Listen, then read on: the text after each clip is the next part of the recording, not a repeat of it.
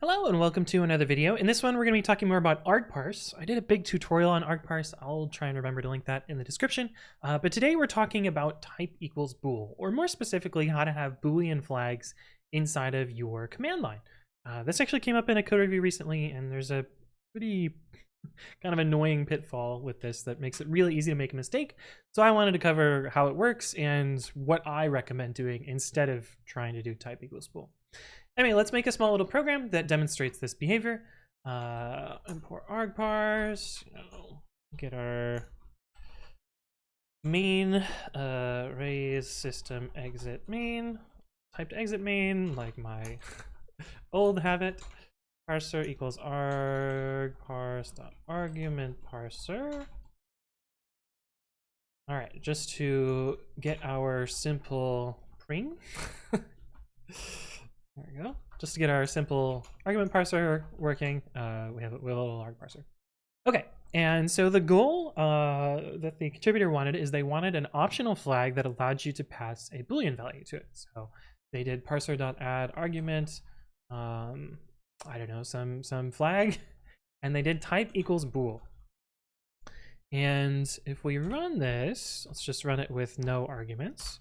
You'll see that it defaults to none. That makes sense, you know. Typically, options in argparse, if they don't have any values passed to them, they'll default to none. And if you call it with flag equals true, it does what you expect. You know, we get flag equals true. But if you run flag equals false, you'll also get true. In fact, the only way to get false is to capitalize false. And this is because, oh, actually, even that doesn't work. I think you can do it with flag equals empty string. Yeah, there you go. So what's actually happening here is argparse is, it doesn't have any special processing for actual types here.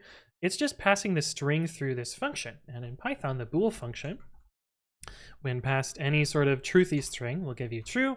And when passed any sort of falsy string, it will give you false, including for lowercase false, capital false, etc. It's just gonna give you true, which is not what the contributor intended. They wanted, the string true and the string false to handle that. And now you could do that, but I'm gonna caution you that you don't actually want to do that.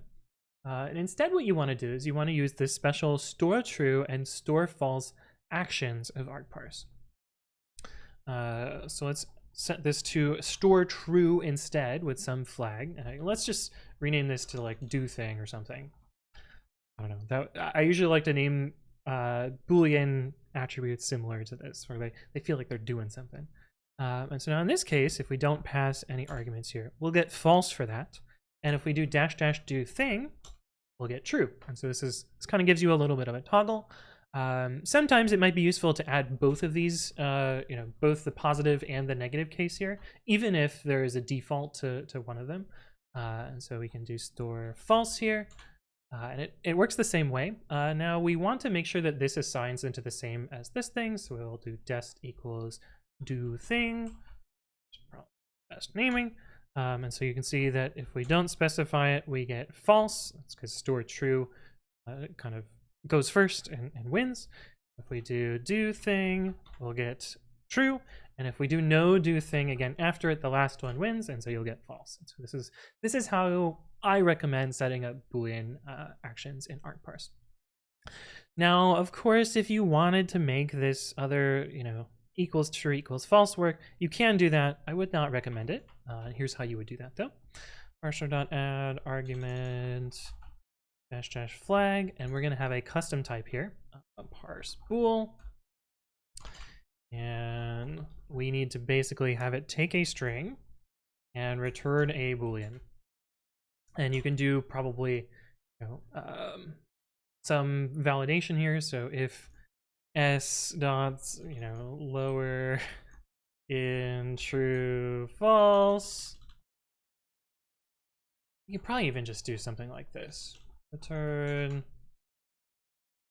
true to true and false to false.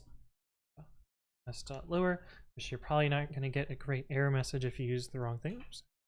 Close that. Python 3 t.py flag equals true. That works. That works. And if we typo this, yeah, we get kind of not a great error message. I believe that there is except key error, raise argparse argument type error. Leave lets you, yeah. Error argument flag this. So we'd probably want to say expected true / false got this. Something like that. Yeah. Error argument flag expected true or false, but got blah, blah, blah.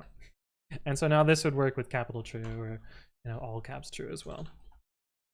Or weird mixed case. But yeah, I would not recommend this. I would recommend using store true and store false. It's going to make a lot more sense, and individuals that have worked with GNU long ops will expect this behavior more. Now, of course, other programming languages don't necessarily agree with this. Like Go usually likes to do the equals true thing. I don't like that. So anyway, hopefully you found this useful. If there are additional things you would like me to explain, leave a comment below or reach out to me on the various platforms. But thank you all for watching, and I will see you in the next one.